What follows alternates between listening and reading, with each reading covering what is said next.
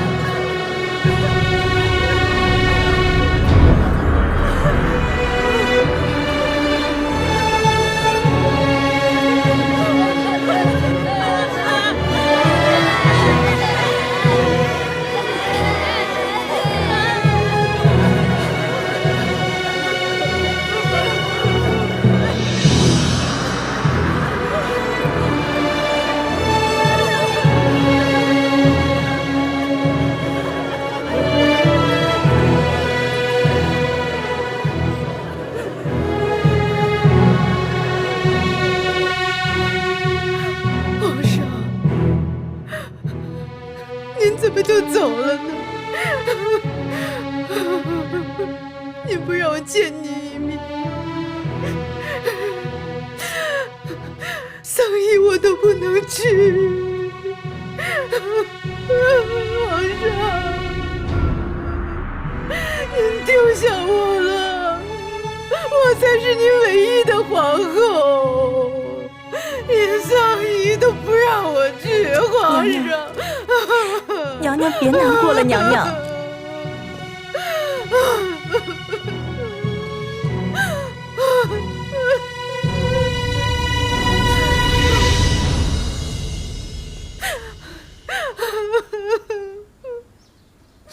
娘娘，先帝驾崩，奴婢倒认为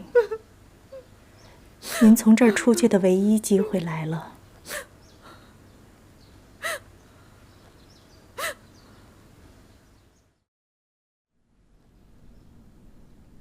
礼制所载，皇上登基应当尊景仁宫为母后皇太后。什么？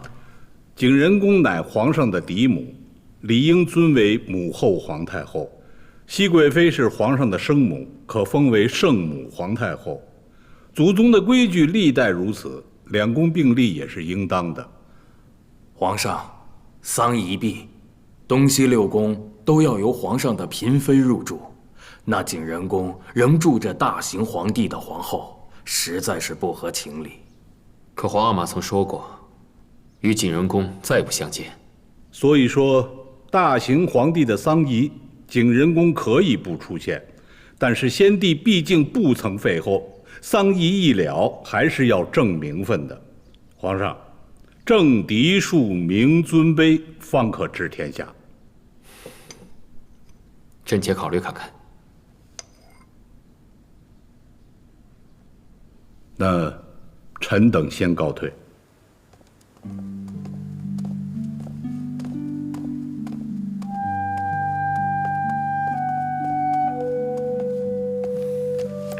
臣妾给皇上请安。你来了。这2日在丧仪上，看皇上唇干气燥，眼睛里也是红红的，所以臣妾给皇上煮了1碗杏仁露，润润肺。过来吧。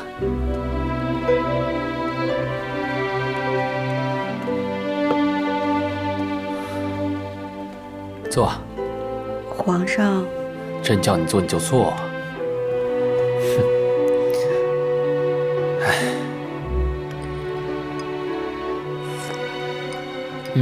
好喝。上次啊，咱们2个这么静静的说话，还是在府里呢。如今啊，却时过境迁了。是啊，那时候怎会知道大清皇帝骤然崩逝？皇上现在也是身负千斤重担。这皇阿玛的丧仪啊，还有朝政之事都还好，只是眼下有个难题，朕不知该如何。何事啊？朝臣中有人提议，将你姑母放出景仁宫，尊封母后皇太后。这么多年了，你也希望你姑母出来吧？臣妾自然是希望姑母可以解了禁足，安享晚年，臣妾也可以尽一份孝心。但是下令禁足姑母的是先帝，尊封母后皇太后又是国事，臣妾也不便说什么吧。朕也是想着，皇阿玛生前说过，与景仁宫死生不复相见，所以朕的心里啊，很是难为。可朕又想，要是放你姑母出来，恢复了尊荣，你的背后也可有个倚仗，也可过得畅一些。皇上为姑母和臣妾思虑，臣妾万分感激。只是皇上也不必过分担心，事情总有解决的法子。如若艰难，皇上也不用太为难自己。朕知道了。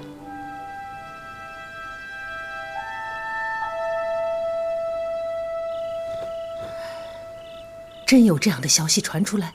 是，奴卿大人一得消息就递话进来，让告诉您知道。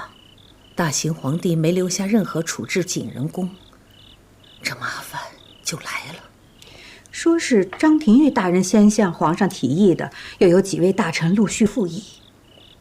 张廷玉这老家伙，从来就把祖宗规矩、嫡庶尊卑看得比命还大。他要尊母后皇太后，那是防着哀家呢。张大人心里只有规矩，未必是存心跟您作对。哀家还能不知道那帮老家伙？后宫势弱，前朝那帮老臣在皇帝跟前就会更有分量。可朝廷里也不是只有张廷玉一个人会说话。傅家，你去回话给讷亲，他知道该怎么做。是。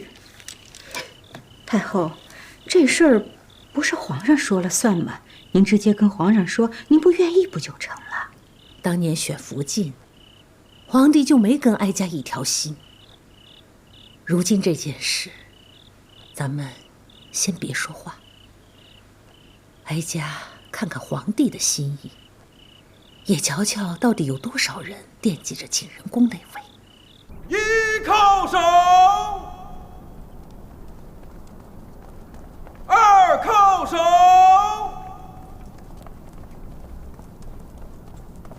三叩首，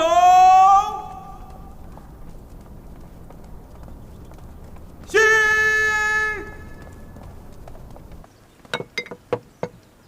皇额娘，今日的膳食是儿臣等各自进献的，请皇额娘尝尝。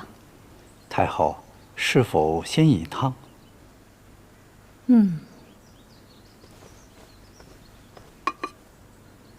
太后，这是清主儿进献的火腿鸡汤。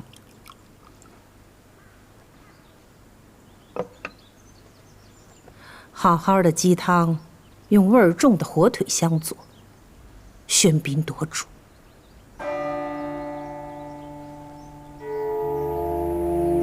臣妾只是想用鲜味儿令太后开胃，没想到访了太后用膳，是臣妾的过失。两样东西炖一块儿，分了高低主次才好。想要并重，反而坏了味道。臣妾知错。看来这两样东西不能并重。太后，臣妾下回给您炖清鸡汤喝。叫人把这些东西都撤了吧，哀家没有胃口。皇额娘，您近日为心底哀痛，身子本来就不适了，若饮食再清简，那就更撑不住了。您好歹还是进一些吧。太后好不容易进些晚膳，却被青音姐姐败了胃口。今日下午还有好几个时辰的哀仪，青音姐姐是想让太后饿着身子熬在那儿吗？臣妾有失，甘愿受罚，还愿太后顾及凤体，多进一些吧。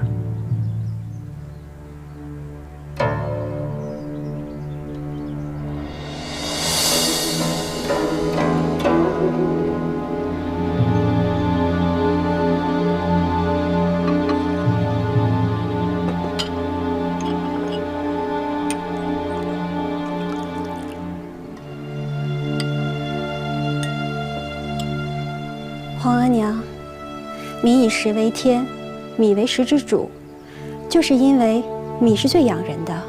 先帝在世时最爱喝米粥，你也尝一尝吧。罢了。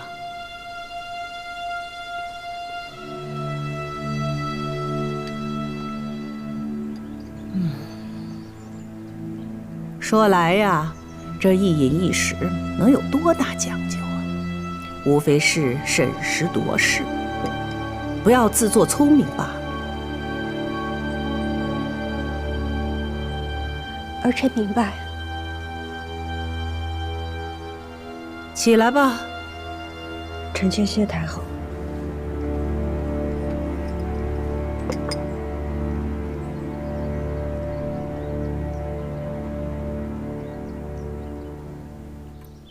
皇额娘，真的这般对青音？是。让她受苦了。你送些烫伤药到她阁中，叫她别难过了。这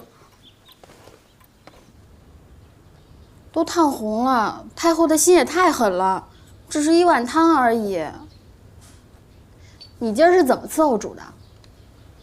是我伺候太后不小心弄伤了自己，不能怪索性。那也是索性没护好煮。你去外头思过去。是。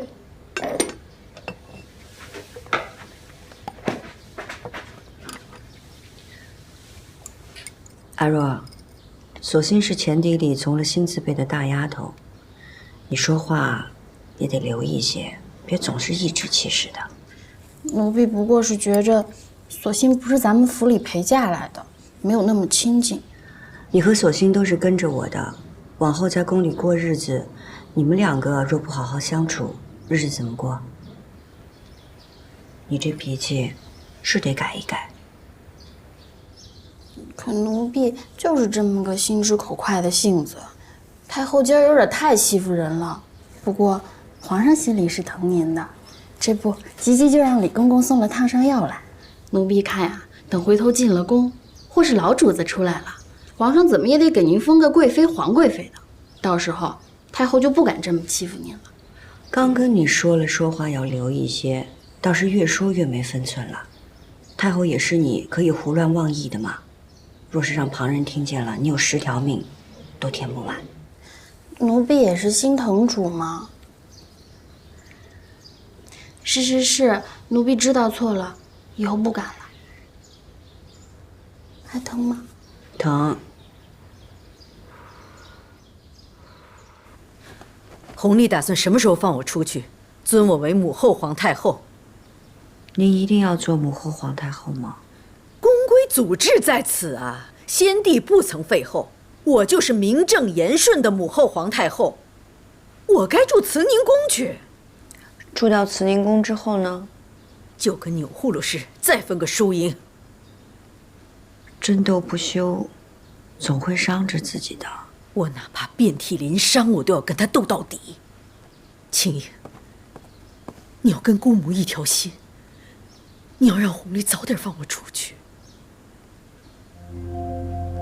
皇上倒已经很为难了。你这是信乌拉那拉还是爱新觉罗呀？我是心疼您。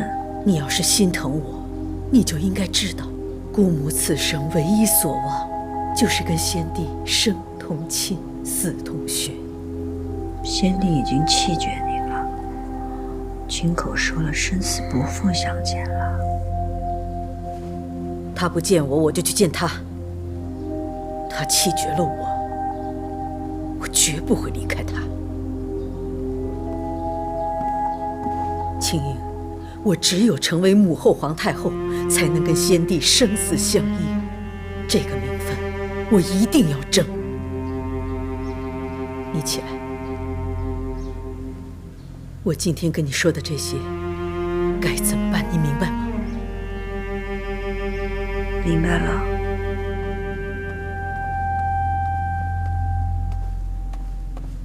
皇上，金主儿来了。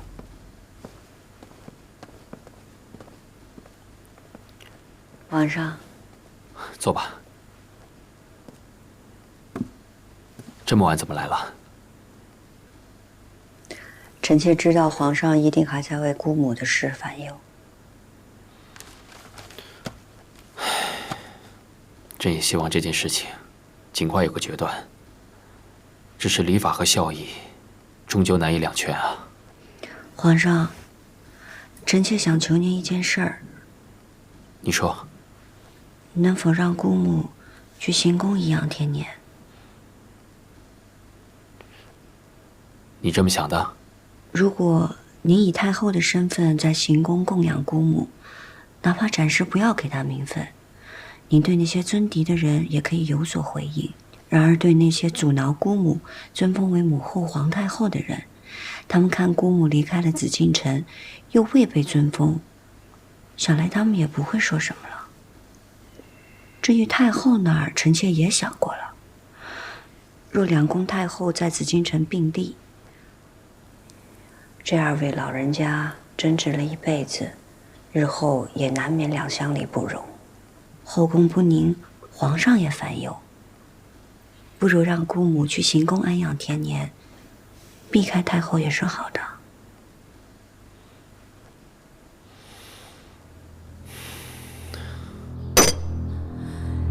你说皇帝已经暗中安排人去行宫排布事宜了？是，清福晋才离开养心殿，皇上就派人去了行宫收拾殿阁，亦应按太后安养布置。荒谬！难道皇帝真要乌拉那拉氏为母后皇太后吗？就算换了地方，离开紫禁城不与您同尊，可母后皇太后就压了您一头啊！这种主意，定是青英那丫头弄混出来的吧？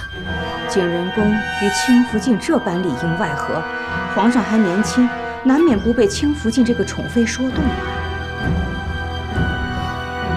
早知道，当年就不该留着青英。明日丧仪之后，你让她来找哀家。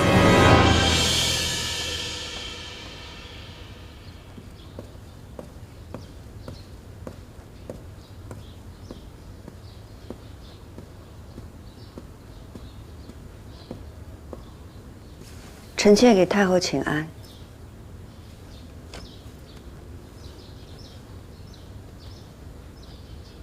被福家唤来了永寿宫，你怕不怕呀？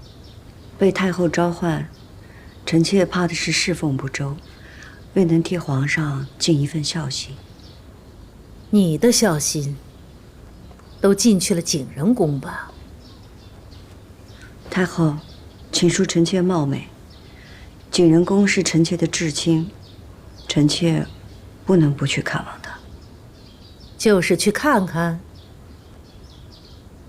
臣妾也求了皇上，让姑母去行宫颐养天年。痴心妄想！你是觉得，你如今可以仗着皇帝对你的那点情分，来压哀家了吗？太后，臣妾没有这个意思，臣妾只希望姑母能安安生生地活下去。安安生生？没有名分，你姑母会安安生生地走出景仁宫，去到行宫？乌拉那拉氏有你这个希望在，你觉得你姑母会安安生生吗？你要你姑母活，可以。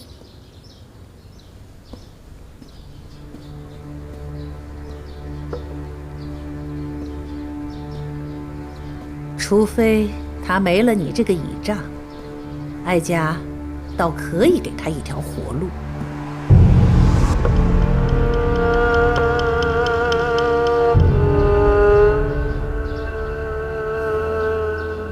如今正是先帝丧仪，丧仪过后，你自寻了断。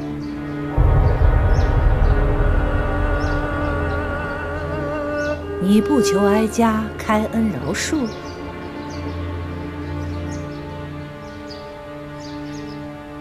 太后发落赐死，自然主意已定。臣妾知道求也无用。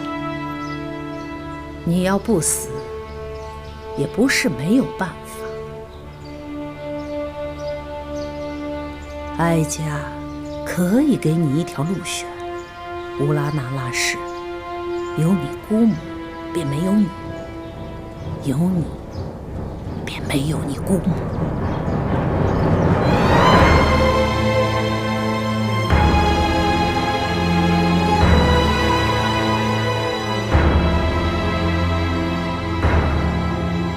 若是臣妾死了，您可否圆姑母和先帝合葬的心愿？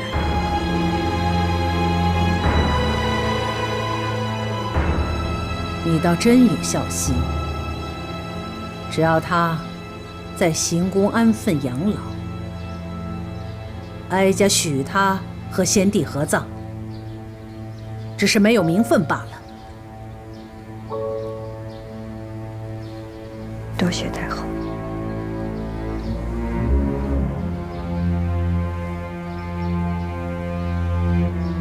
不过，皇帝若是知道你今日与哀家所言，你姑母便会和你一样，活不得。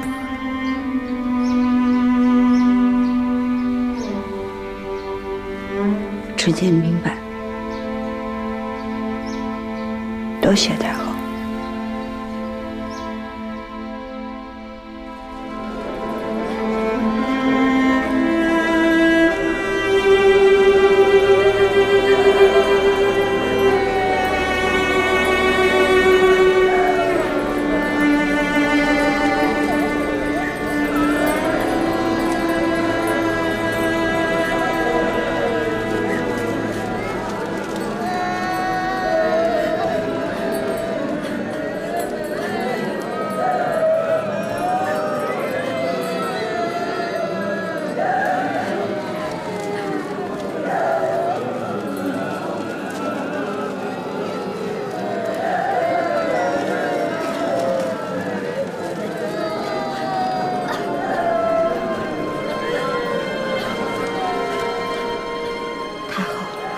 庆如大约是去了养心殿了，他该不会说出什么来？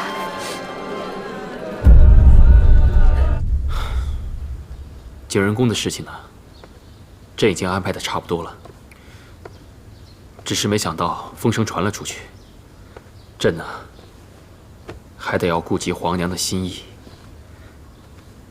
为了安抚皇娘，也为了你姑母来日能好好颐养天年，按太后奉养她的事，朕还得慢慢安排。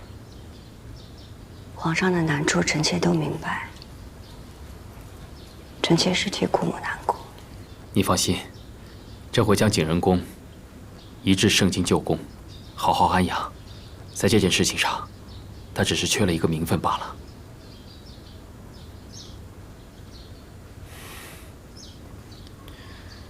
后妃与君王失和，吃苦的肯定是他们自己。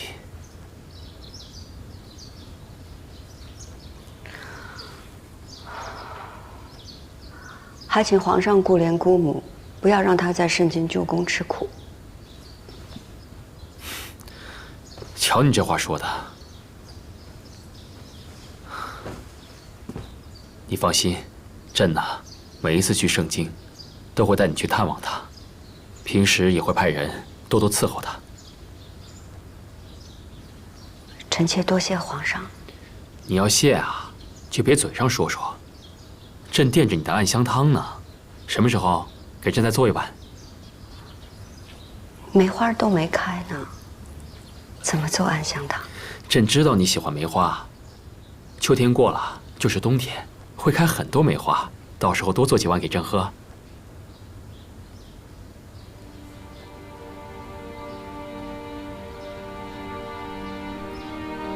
你不答应朕啊？臣妾答应。你怎么了？臣妾只是想起与皇上初见。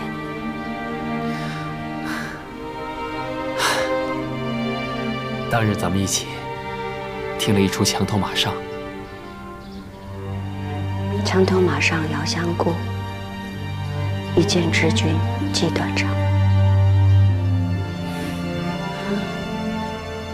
朕记得，景，你和朕是年少情谊，虽然没有成为嫡父间，但你和朕的情谊是谁也比不了的，知道吗？臣妾明白。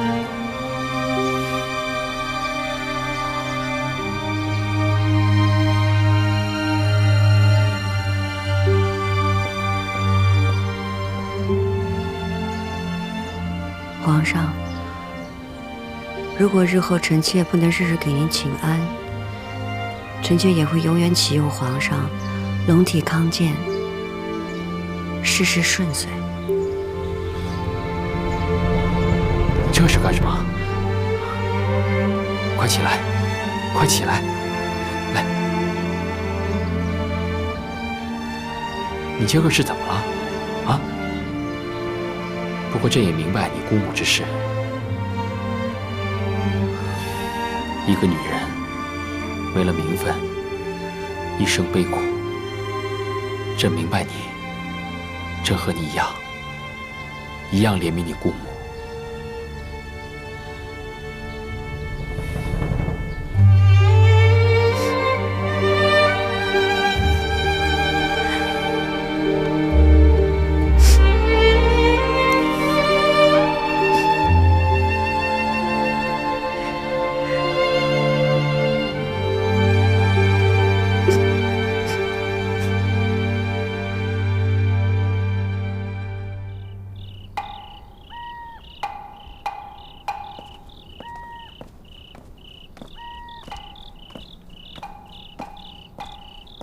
主，老主子真的没指望了吗？那我们会不会受牵连呀？主不该去的，万一这要是被太后娘娘知道了，可就麻烦了。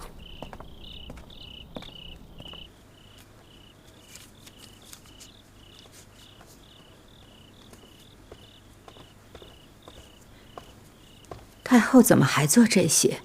先帝的丧仪将毕，不用再烧纸锭了。先帝灵前那些，都是哀家亲手做的。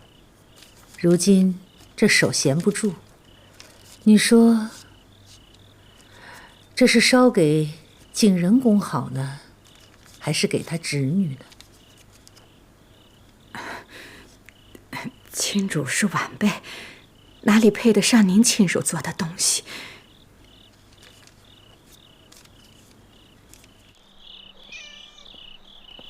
青主来了。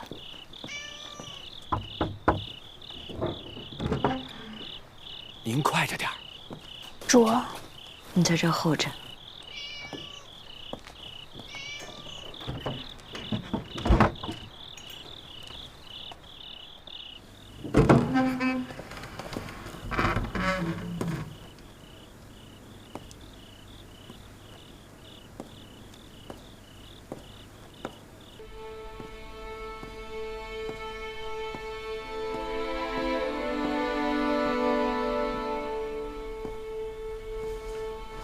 姑母，起来吧，我正要传你呢。我是来告诉姑母，皇上安排了您去行宫颐养天年。怎么颐养天年？不入史册，不赴太庙，来日以无名无分的先帝嫔妃身份下葬，再也不能和先帝同穴而眠。不是这样的。姑母只要安心的在行宫待着，死后会安享爱肉，和先帝葬在一起。这个安排，你是有什么代价换来的呀？皇上疼惜我呀，才有这样的安排。没有钮祜禄氏的授意，皇上会答应你吗？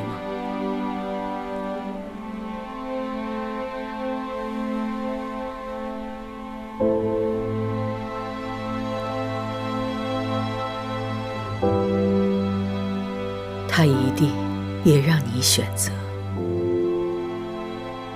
我们姑侄俩，谁能活下来？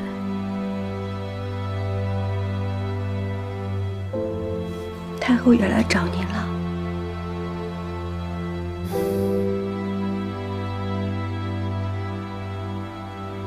青莹，你过来。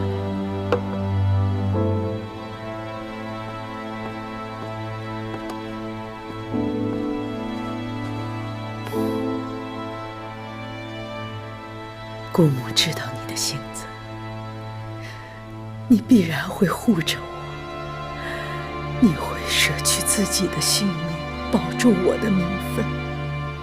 可是你祜禄氏从来就是要我死，你死了有什么用？再说你死了，你心爱的弘历会放过我吗？会让我翻身吗？就算他顾及到我是你的姑母，可我是堂堂大清的皇后，我怎么能够在钮祜禄氏的鼻息下没名没分、苟延残喘？姑母必须得死，他才会让你活下去，你才能够延续乌拉那拉氏的荣耀。姑母，你已经有了皇上的眷顾，你是乌拉那拉氏唯一的指望。你要得宠，你要做皇后。可是姑母，我从未妄求皇后之位，我只想跟皇上恩爱长久。你心里有弘历，对吧？难道不想跟他生同寝，死同穴吗？你只有成了他的皇后，才能跟他生死不离呀。可是富察氏是一个好福晋，她将来也会是一个好皇后。庸庸碌碌，没有心气，乌拉那拉氏怎么就出了你这样一个女子？姑母，姑母，你怎么了？福生，福生，你怎么了？钮祜禄氏给的这碗毒药，不为毒身，只为毒心。这宫里，哀家只能允许有一个乌拉那拉氏，这也是哀家最大的宽容。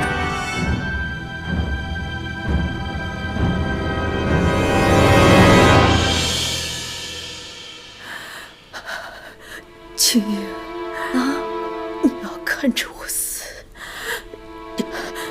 证明我不是卑鄙自裁，而是有份包庇，怪不得任何人。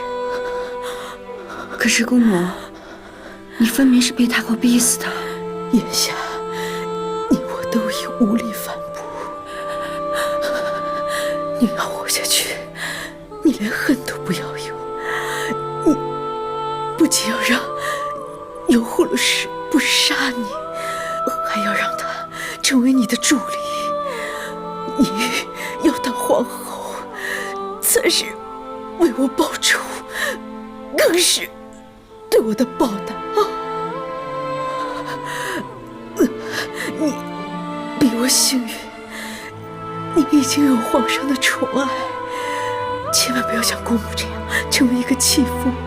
青樱，乌拉那拉氏已经有一个弃妇了，再不能出第二个弃妇了。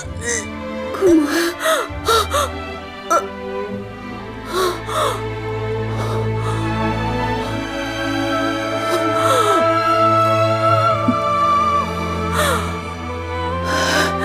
那一年，先帝封我为皇后，那是我最好的时光。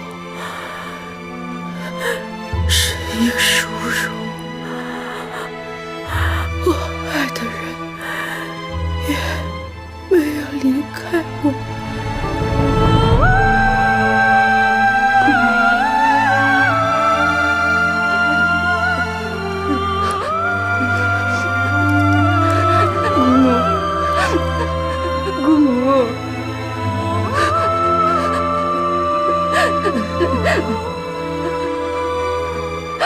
姑母，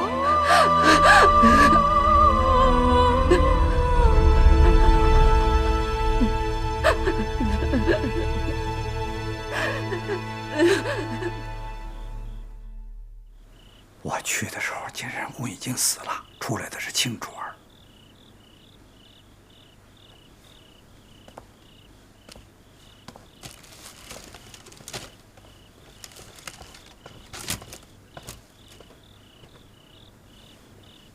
太后，出来的是青主。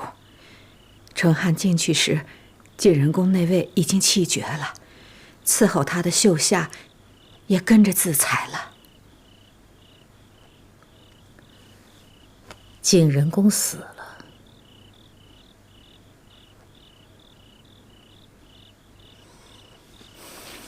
那青樱，暂时让他活着吧。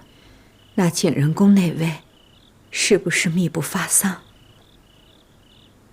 哀家明日去见皇帝，与他商议。回皇上的话，待丧仪一毕，太后将迁居慈宁宫，太妃们迁居寿康宫，东西六宫会立刻拾掇出来，供嫔妃们居住。回禀皇上，景仁公过身了。什么？是青卓儿所言，报的是暴毙。真是暴毙。青卓儿是亲眼瞧着景仁公过身的。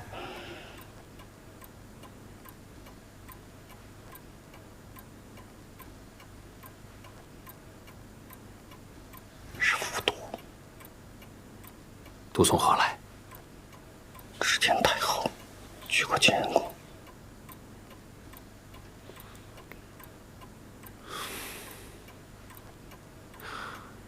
让人去照顾景仁公的身后事。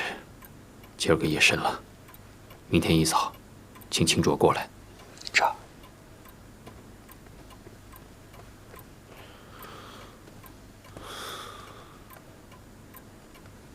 景仁公过身了，他怎么死的？王清支支吾吾的，也说不太明白，只说皇上也很惊诧于景仁公骤然离世。王清不敢说，才见景仁公死得蹊跷。不过不管怎么说，死了便好了。景仁公活着就是个祸害。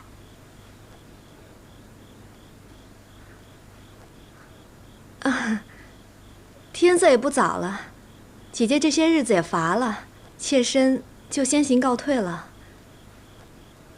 莲心，送侧福晋。是。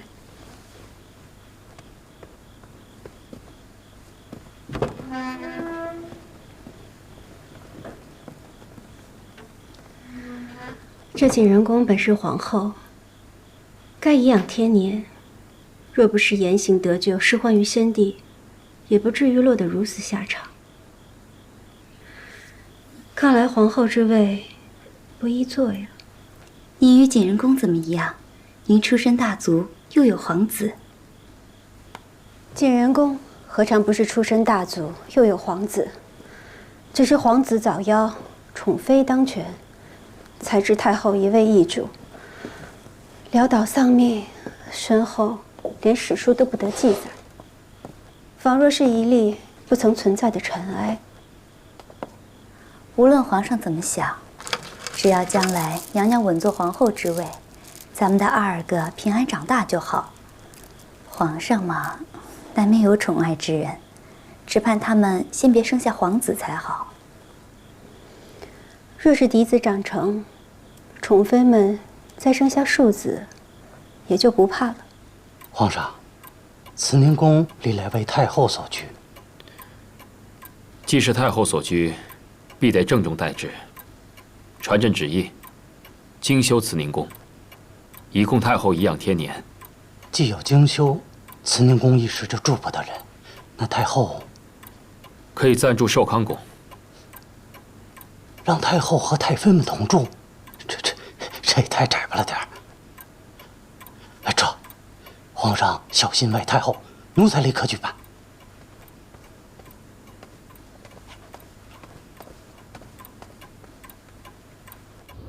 主儿，您为了老主子都哭了一夜了，现在要去见皇上，您好歹得打起点精神来啊！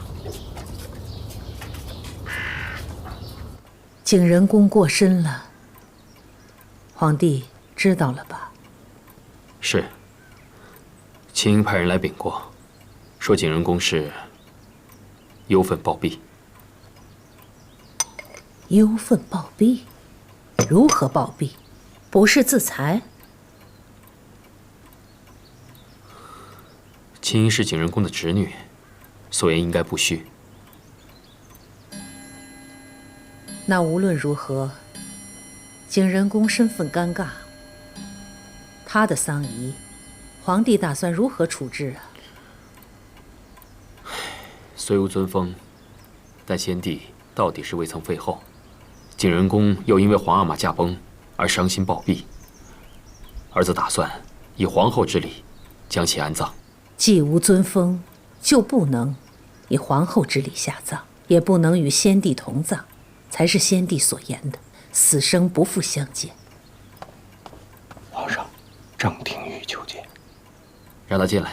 这。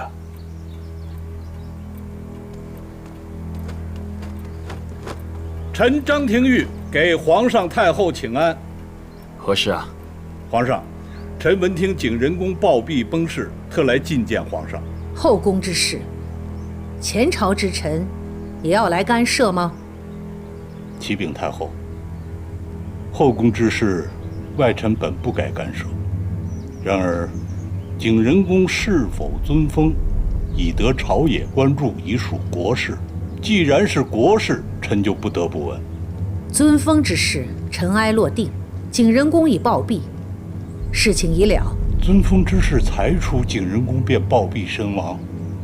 皇上，其中曲折实在是令人遐思，臣请皇上一定要细查此事。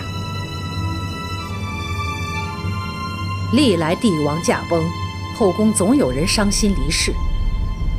景仁宫过世，有什么可遐思的？但是这次过身的毕竟是大清曾经的皇后，哪怕先帝与景仁宫多年不睦，哪怕先帝曾言此生不复相见，就算是没了尊位，景仁宫也不该不明不白的暴毙呀！怎么叫不明不白？张大人此言难道是对哀家有疑？总还有张大人愿意为老主子说话。张大人最重臣道。王者又是素来与太后不睦之人，彻查此事。臣妾乌拉那拉氏求见皇上。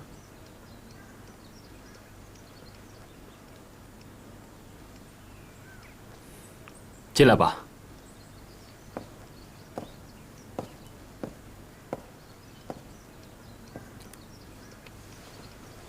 臣妾给太后、皇上请安。起来吧。给娘娘请安。娘娘，臣张廷玉正与皇上谈景仁宫暴毙之事，娘娘是景仁宫的至亲，务必为他讨个公道。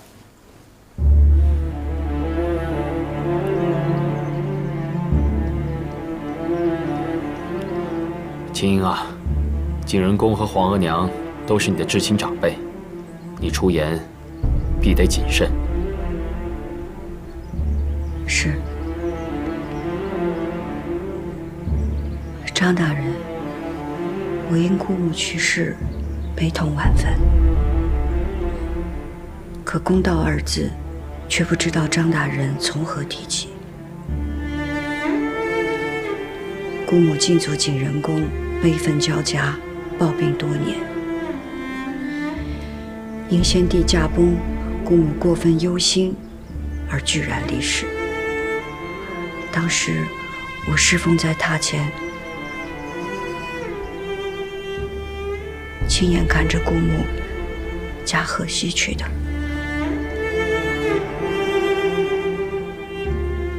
当真？当真。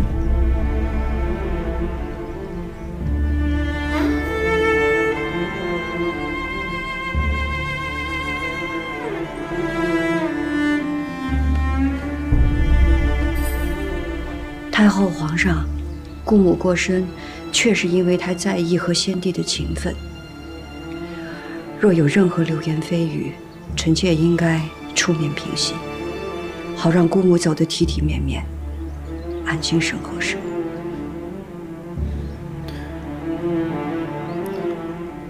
皇娘，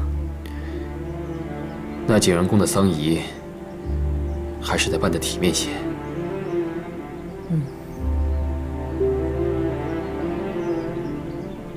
那就按非礼吧，也可葬在嫔妃园寝。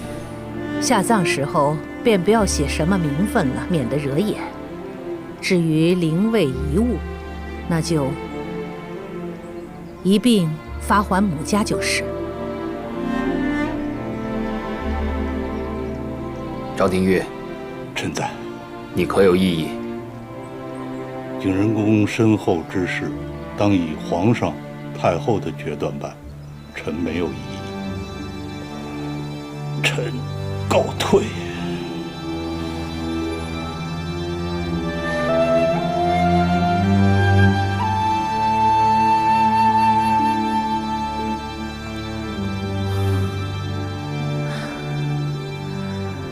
皇帝国事繁忙，哀家回去了。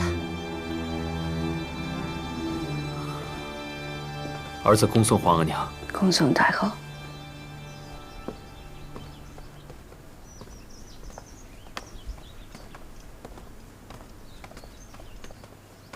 王亲，你也下去。这。青英，此刻只有你与朕，你告诉朕，景仁宫是怎么过身的？皇上，臣妾方才说的都是真的。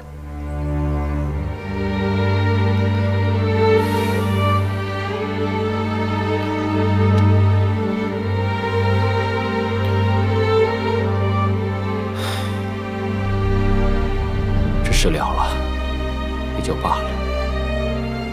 要是景仁宫活着，总是会牵连到你。如今景仁宫过身了，皇额娘再有怨气，也只能到此为止了。只是这事情虽了了，这些日子你也别到处走动，免得惹人注目。臣妾明白。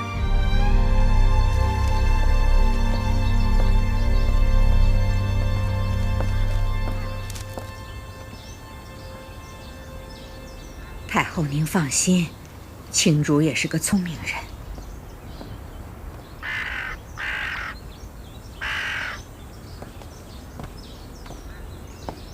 给太后请安。你去吧。这么快就出来了，看来你嘴巴挺严啊，没有背着哀家私下向皇帝告状。臣妾已经当着张大人的面把事情都说明白了。陪哀家走走吧。你姑母到底是怎么死的？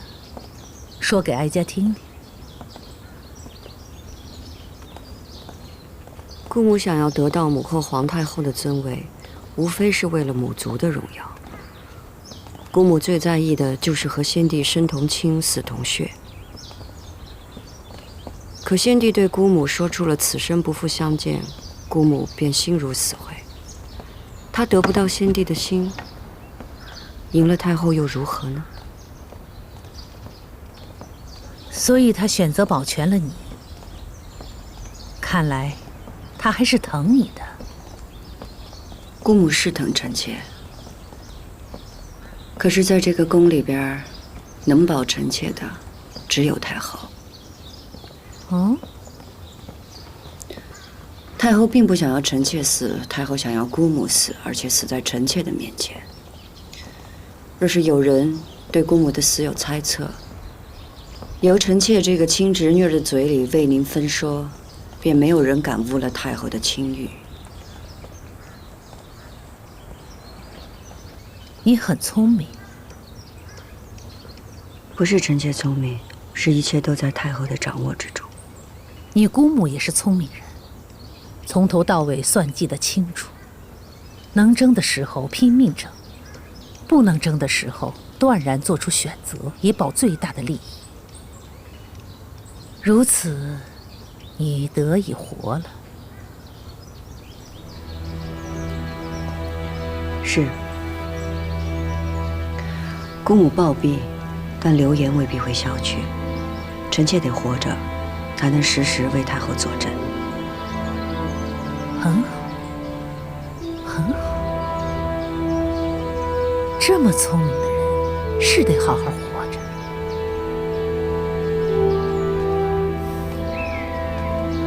谢谢太后。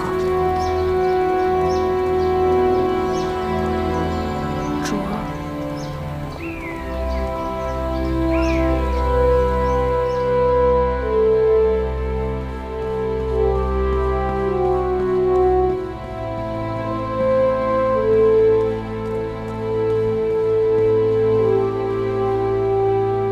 皇上早点安置吧，明儿个可是登基大典呢。知道了。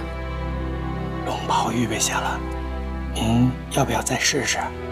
既是量体裁衣，不必了。这寿康宫都收拾好了吗？秦理来回话了，说都妥当了。寿康宫虽是太妃的居所，但皇额娘所住的殿寝，务必体体面面的。那是自然的。退下吧。这。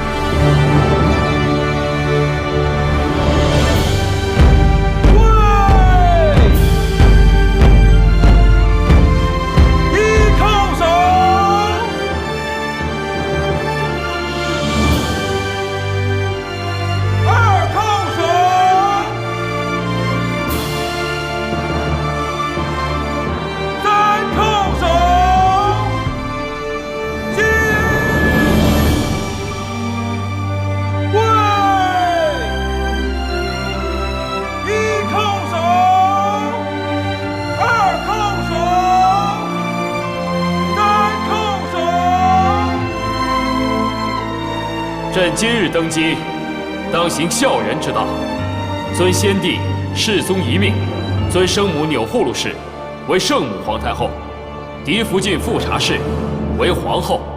册立之事，应有礼部正主相待。人孝厚德，无可霸凌，万岁万岁万岁！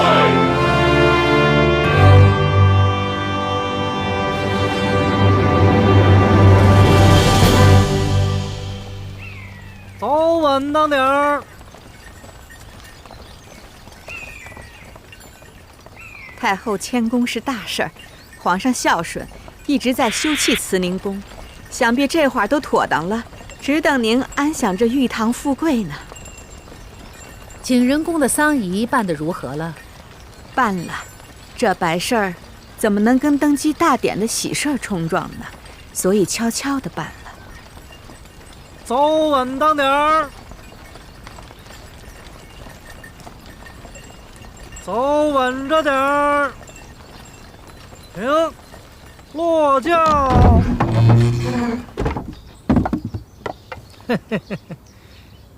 太后，咱们到了。怎么是寿康宫？历代太后所居不都是慈宁宫吗？回太后的话，慈宁宫奉旨休葺，暂时还不能住进去。寿康宫是太妃们住的地方，难道让太后和太妃们挤在一起吗？是，所以皇上特意吩咐了，太后暂居的正殿那布置的是妥妥当当的，一点不比慈宁宫差。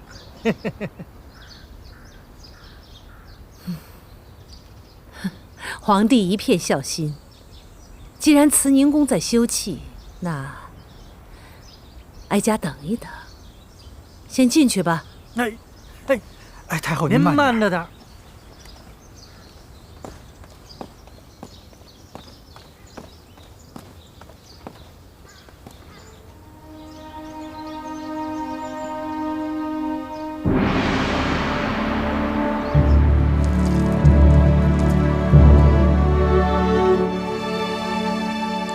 儿臣给皇额娘请安。臣妾给太后请安。起来吧。谢太后。都坐吧。从前自己是个嫔妃，赶着去向太后和太妃们请安，如今一转眼自己都成了太后了。瞧你们年轻一辈的，娇嫩的像花朵。太后自己才是那朵开得最娇艳的牡丹花，不像我们年轻沉不住气，都是经不得细看的蒲柳。小嘴巴巴的，会说话。谢太后夸赞，臣妾愚笨，请太后教诲。今日是皇帝登基之后，你们头一回来请安，哀家也有几句话要嘱咐。皇帝年轻，宫里嫔妃也就你们几个，往后不管是人多还是人少，哀家眼里见不得脏东西，你们自己都好自为之。多谢太后教诲，臣妾谨记于心。皇后，哀家和几位太妃们都已经移居到寿康宫了，东西六宫很快就收拾出来了，给你们安居。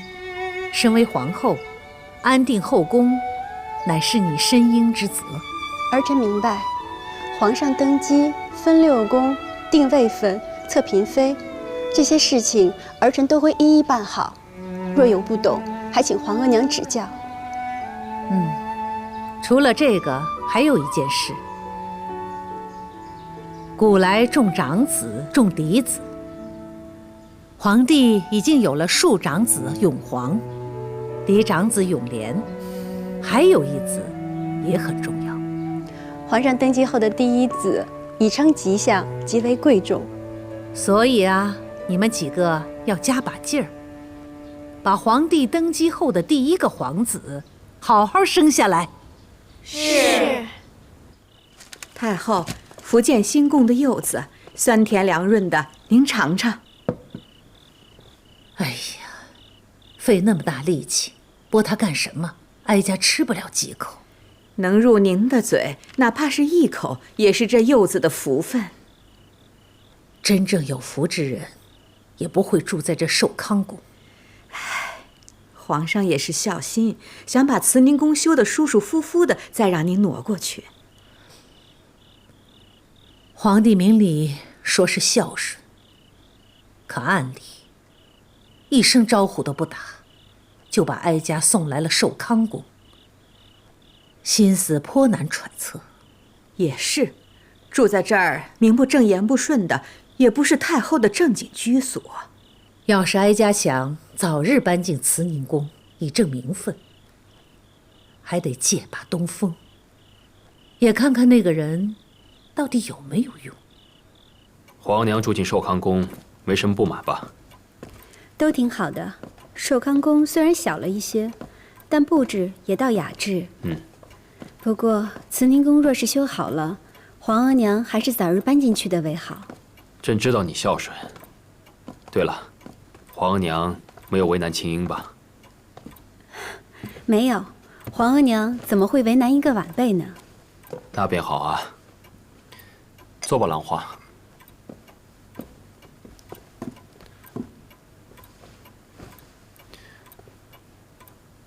兰花，你可知这养心殿为何以养心为名吗？臣妾不知。皇阿玛在的时候，常常说起孟子的一句话：“养心莫善于寡欲”，所以起名为养心殿。这人的欲望啊，一旦多了，是非也就跟着多。皇上身居高位，天下都是您的，自然寡欲养心。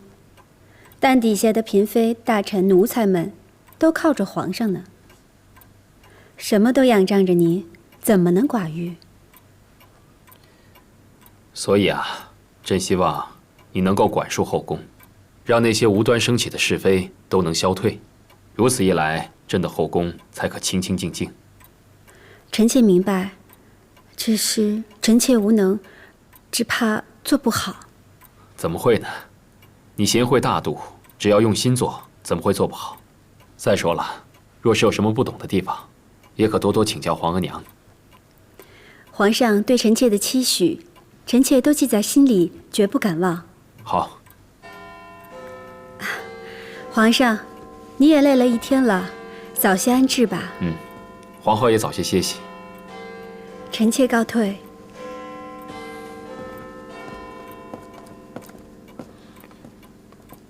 王卿啊，奴才在。青樱还在景仁宫吗？这时辰，许是还在。你跑一趟，替朕传句话。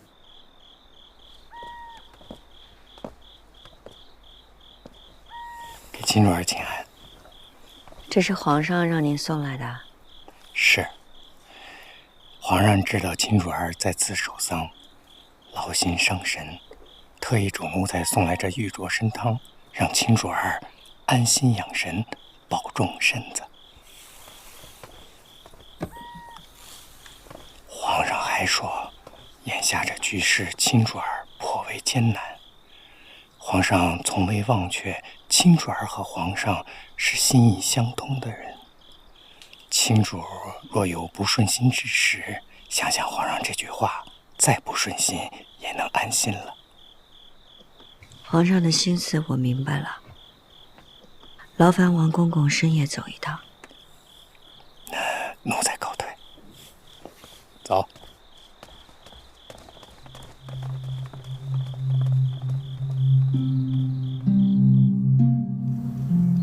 皇额娘，嫔妃位分，您2次都发还回来了，是不是儿臣拟的不妥当？你是怎么拟的，又是怎么改的？你是皇后，事事要思虑周全。皇额娘是不满意乌拉那拉氏的位分，儿臣未能及时明白皇额娘心意，是儿臣的错，还请皇额娘教导。乌拉那拉氏呢？她在景仁宫守丧3日，今日应该礼毕。那他应该已经来了。傅家，太后，亲主已经到了，那让他进来吧。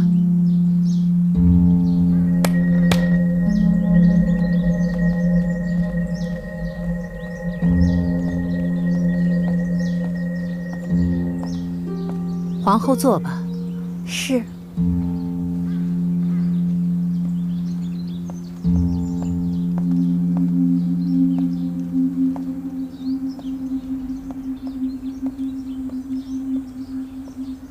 臣妾给太后、皇后娘娘请安。景仁宫丧事已了，姑母今日午后已送去妃陵。景仁宫是你的至亲，按理你要为他守孝3年才是。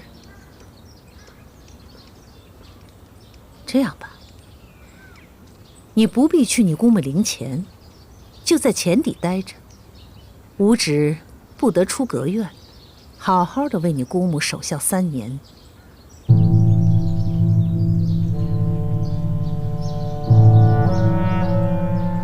可是要守孝3年，就看他有没有这份孝心了。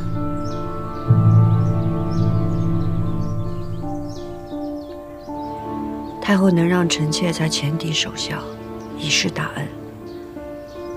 臣妾谢恩。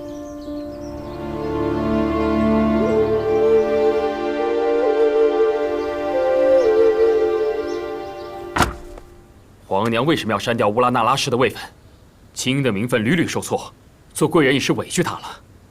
她是朕的侧福晋，封妃理所应当啊。清英妹妹受了景仁宫的牵连，臣妾本想着给个嫔位，等日后逢年节再进封也不迟。可谁知道还是被皇额娘退还回来，臣妾无奈只好改为贵人。可皇额娘还是不满意。皇娘划掉她的名字，难不成是不要给她任何位分吗？皇上，皇额娘封清英妹妹住在前邸，让她为景仁宫守孝3年，闭门不出。什么？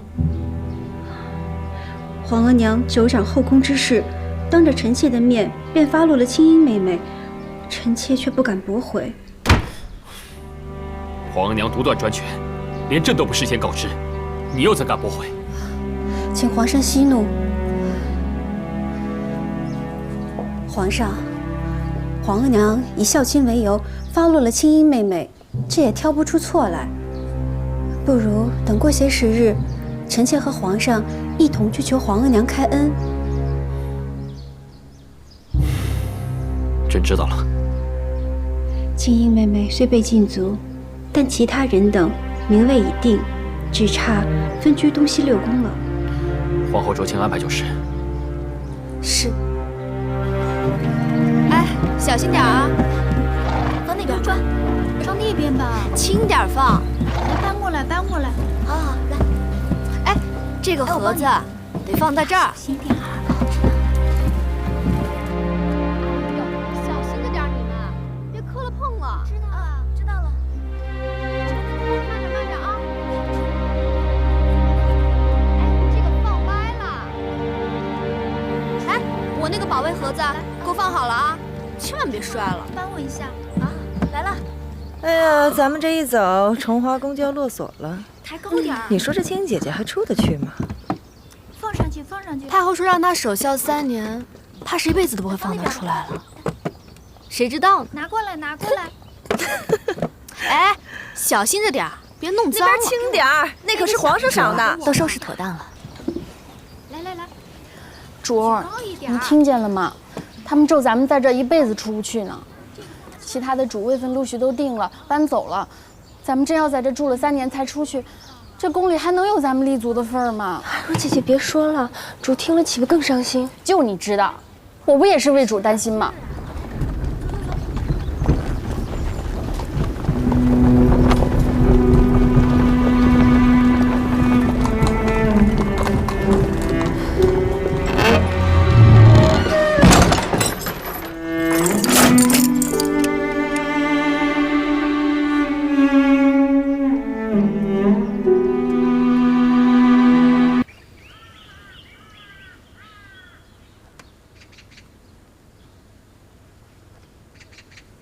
姐姐，是我。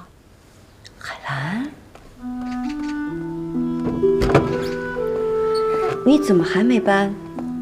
我跟皇后说，东西尚未整理完，晚些再搬。皇后替我留了门。你坐吧。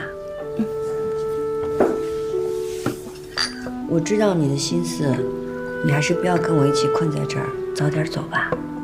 可我哪里都不想去，我只想跟你待在一块儿。况且，我尚能自由进出，到底方便些。方便一时又如何？以太后的脾气，是不会轻易放过我的。眼下太后还心烦，等过一阵太后好些了，我和绿云姐姐再想法子去求太后。太后怎么了？太后一直住在寿康宫，还没移居慈宁宫呢。为什么？听说是皇上还在让人修习慈宁宫，大臣都在为这事劝皇上。太后住在寿康宫，到底是名分不正的。都这个时候了，主还在担心太后，太后住哪儿不都一样？当然不一样。太后若是皇上的生母，这一点便不会计较，就是因为不是生母，所以稍不周全就会生了嫌隙，以至于母子离心。姐姐，满宫大臣和众嫔妃都想不出法子解决，姐姐还是先为自己打算吧。皇上，昨儿内府说，嫔妃们的封号都已经由内阁领好，请您定夺。不急，人都还没齐呢，怎么册封啊？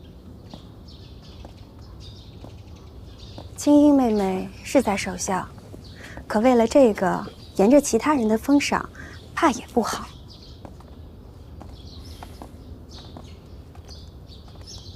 皇上，慈宁宫要是修葺好了，也好让皇额娘早点入住，说不定皇额娘一高兴，青樱妹妹就可以出来了。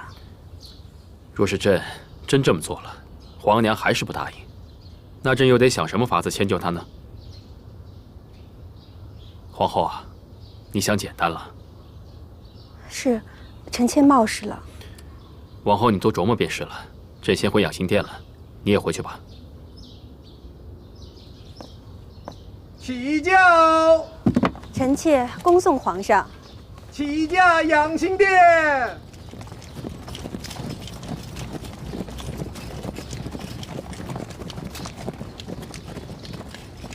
娘娘，移宫是尴尬事儿，依奴婢看，您还是不开口为妙。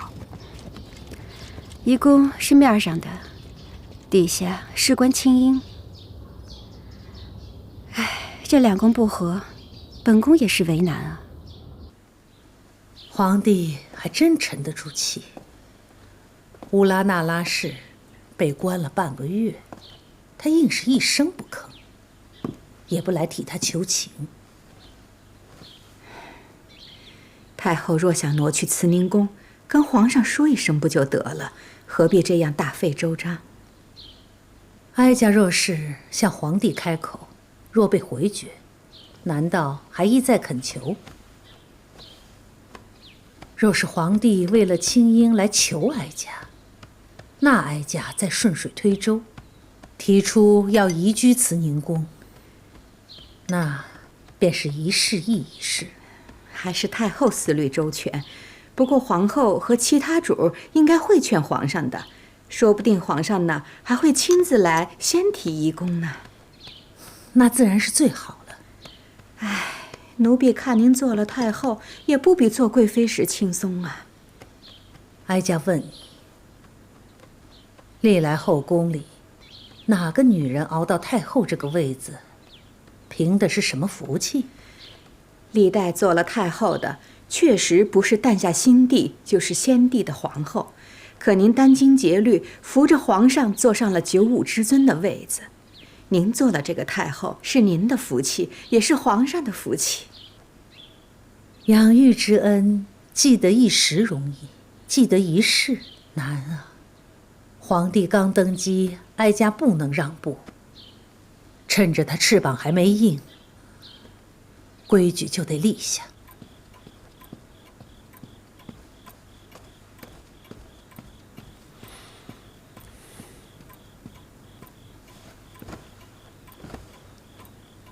钦大人为了移宫的事儿和皇上争论了半天，您先喝口茶润润。嗯。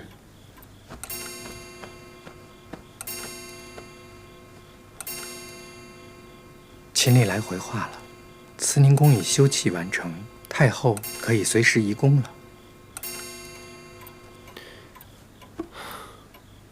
皇娘养育朕多年辛苦，务必将慈宁宫修葺至满意，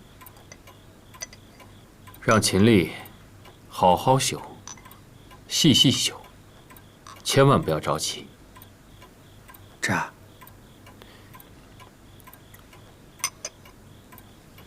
朕的寝殿里有枚如意结，替朕送到青樱那儿去。可青主正关着守孝呢。他不能出来，你还不能去吗？啊，奴才糊涂，奴才糊涂。还有，架上有本曲谱，替朕一并送到那儿去。这，奴才这就去办。奴才给亲主儿请安。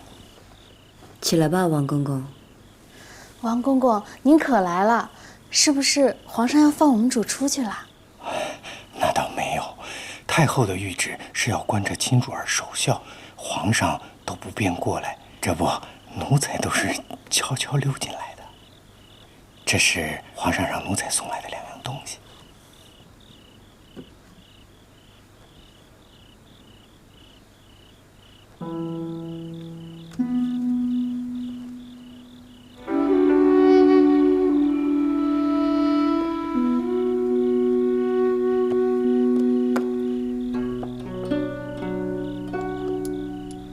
一枚如意结。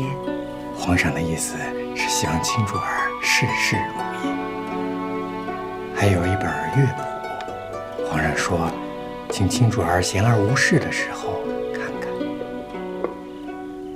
替我谢过皇上，我出不去，不能面谢圣恩。皇上明白，所以皇上派奴才来向亲主儿要一样东西作为回礼。什么东西？皇上说，只要是亲主儿的东西就成。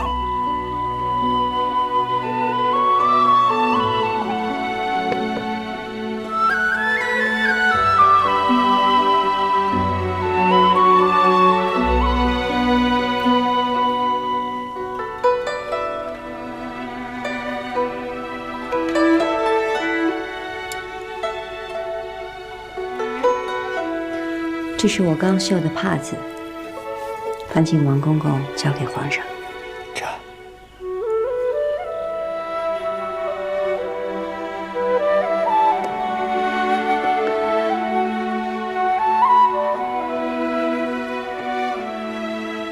奴才告退。多谢王公公。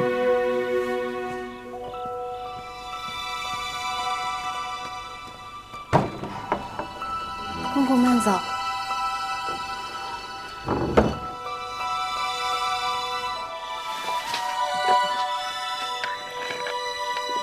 王公公，皇后和贵妃那边都来问皇上的消息。今儿的事，要不要禀告一声啊？皇上心思深，这事儿先按着不提，谁都不许告诉我。这。主，皇上果真是念着您的，奴婢还以为皇上这1个月没吭声，是忘了您呢。墙头马上是我和皇上第1次见面看的戏，皇上真是有心了。我得想法子出去一趟。阿若，你去把海棠摘起来。是。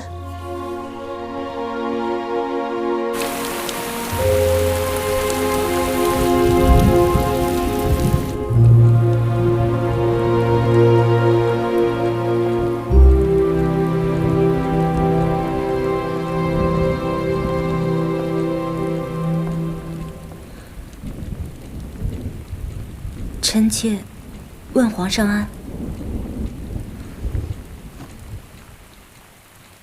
你都跟朕那么久了，怎么见了朕还是那么怯生生的。臣妾失仪。你一向很少在朕的跟前走动，今儿个怎么突然过来见朕了？先起来吧。谢皇上。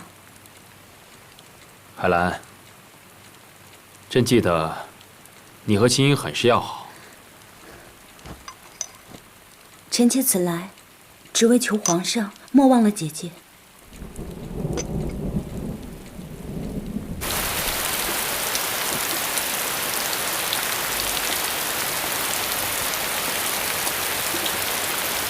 叶曦，这雨下得太大了，我不想走路，去传轿子来吧。是。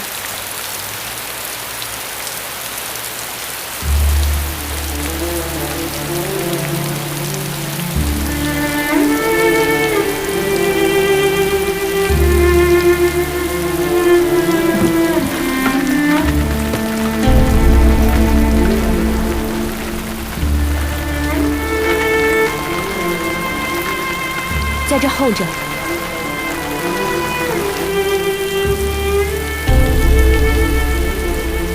我进去拿要送去给皇上的点心，一会儿就出来，别把门给锁了。是。